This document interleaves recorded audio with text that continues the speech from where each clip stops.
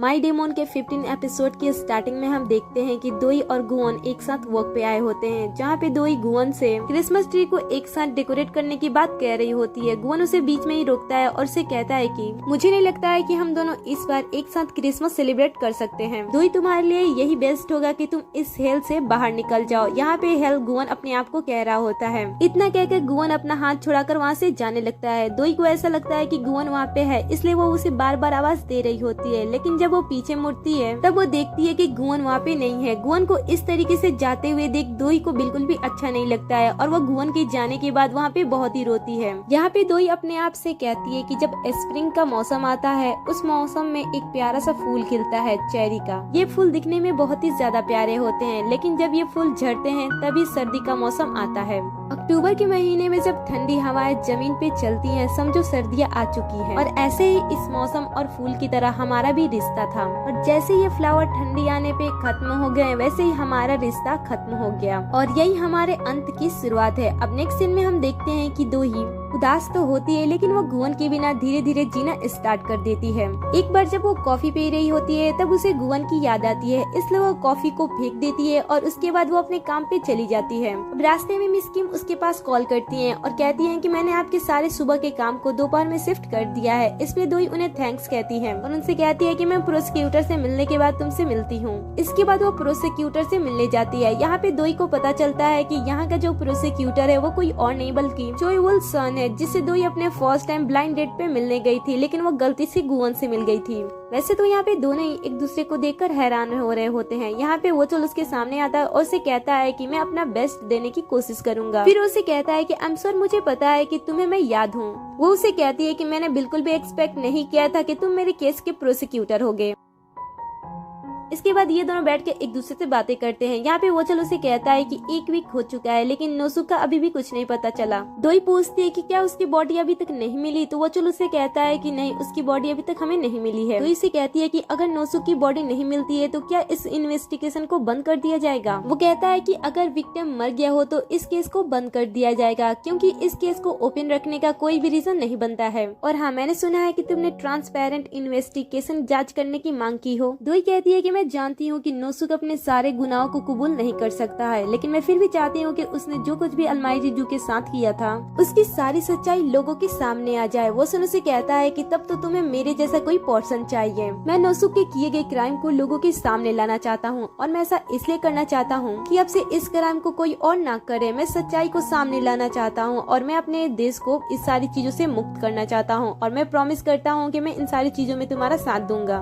दोई इसका इतना ज्यादा सपोर्ट पाकर उसे थैंक्स कहती है। इसके बाद वो कहता है कि चलो पुराने दिनों को याद करने के लिए हम साथ में एक सेल्फी ले लेते हैं। इतना कह के वो सेल्फी लेने लगता है तो दोई अपना फेस छुपाने लगती है। वो उससे कहता है कि मैं इसे सोशल मीडिया पे अपलोड करने वाला हूँ, तो तुम बुरा मत मानना। अब नेक्स्ट सीन में हम देखते हैं कि न्यूज में ये दिखाया जाता है कि नोसुक की बॉडी अभी तक पुलिस वालों को नहीं मिली है। पुलिस उसकी बॉडी को ढूंढने की बहुत ही ज्यादा कोशिश कर रही है। नोसुक एक बहुत ही बड़े से बिल्डिंग से हान रिवर में जंप किया था और उस समय काफी ज्यादा कोहरा छाया हुआ था, इसलिए उसकी बॉडी मिलने में इतनी ज्यादा दिक्कत हो रही थी। यहाँ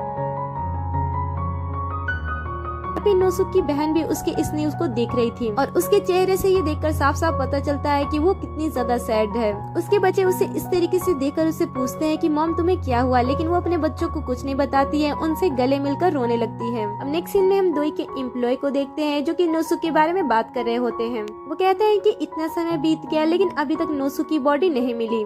एक वीक हो चुका है, उसकी फैमिली आखिर उसके बारे में क्या सोच रही होगी। पास बैठे एम्प्लॉय से कहती है कि वो तो एक चेबोल है, उसने अपने सोल का सौदा कर दिया था। दूसरा एम्प्लॉय कहता है कि क्या दो ही चेबोल नहीं है।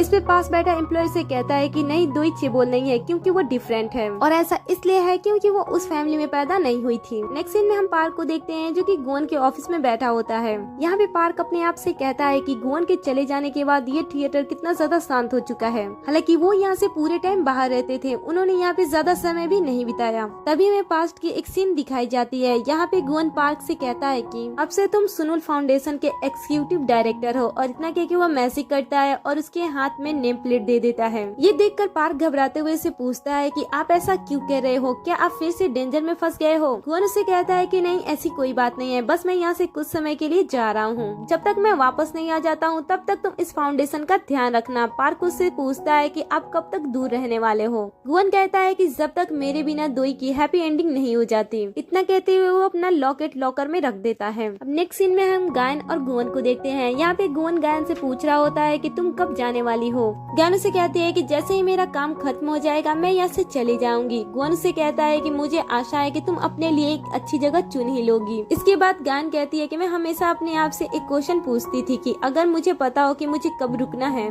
तो क्या मैं तुम्हारे साथ खुश रहती। कुछ टाइम बाद मुझे इस क्वेश्चन का आंसर खुद ही मिल गया और इस क्वेश्चन का आंसर था नहीं। वैसे भी मेरा अंत इसी तरह होने वाला था। मैं इतनी ज्यादा फ्रेंडली नहीं हूँ कि कोई इंसान मुझे अपने साथ रख सके। इसके बाद गायन अपने परफॉर्मेंस की फोटो को दिखाते हुए गुवन से पूछती है कि क्या तुम्हें इसकी स्टोरी पता है।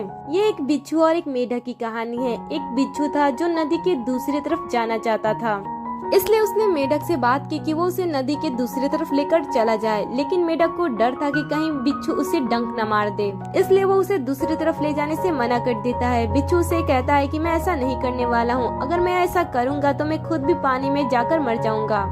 मेढक को बिच्छू पर थोड़ा सा भरोसा होता है और वो उसे अपनी पीठ पे बैठा कर लेकर जाने लगता है। रास्ते में कुछ ऐसी लहरें बनती हैं जिससे कि बिच्छू डर जाता है और डर के चलते वो मेढक को डंक मार देता है। डंक लगने के बाद जब वो धीरे धीरे दोनों ही डूबने लगते हैं तब मेढक उसे कहता है कि तुमने मेरे साथ ऐसा क्यों किया। बिच्छू उदास भरी नजरों से उसे देखता है और उसे कहता है कि मैं तुम्हारी हेल्प नहीं कर सकता हूँ, मुझे माफ कर दो, ये मेरा नेचर था जिससे कि मैंने तुम्हें डंक मार दिया। इसके बाद गायन कहती है कि कुछ इसी तरीके की हमारे भी नेचर होते हैं, हम अपने नेचर से दूर नहीं भाग सकते हैं। गुवन कहता है कि हाँ तुम सही बोल रही हो, हमारा नेचर भी कुछ इसी तरीके से काम करता है।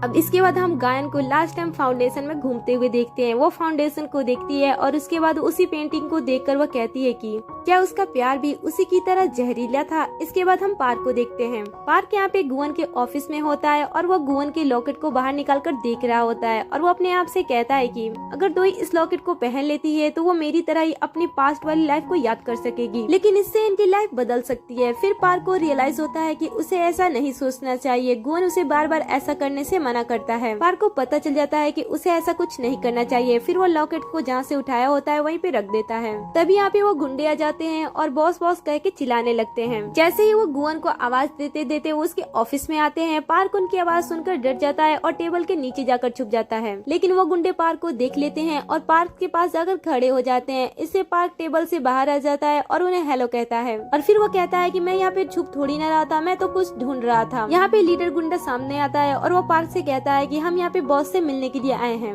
हमारे पास कुछ इम्पोर्टेंट चीजें हैं जो कि हमें बॉस को देना है। ये सुनकर पार्क उनसे पूछता है कि क्या मुझे तुम सब बता सकते हो कि वो कौन सी इम्पोर्टेंट चीजें हैं। ये सुनकर लीडर गुंडा अचानक से एक पेपर अंदर से बाहर निकालता है। ये देखकर पार्क डर जाता है। लीडर गुंडा पेपर को दिखाते हुए पार्क से कहता है कि हमने एक रेस्टोरेंट खोला है। एक अच्छा काम करने के बाद अब शायद मैं अपने बॉस के सामने खड़ा हो सकता हूँ, इसलिए तुम मुझे बताओ कि हमारे बॉस कहाँ पे हैं। पार्क यहाँ पे उन गुंडों को कुछ ऐसी बातें बताता है जो ये सारे गुंडे सुनकर जोर जोर से रोने लगते हैं और बॉस बॉस कहने लगते हैं। इस पार्ट में बस इतना ही। आगे के पार्ट्स देखने के लिए चैनल को सब्सक्राइब कर ले, साथ ही नोटिफिकेशन बेल को भी ऑन कर ले, जिससे कि आप हमारे हर एक वीडियो से अपडेट रहो।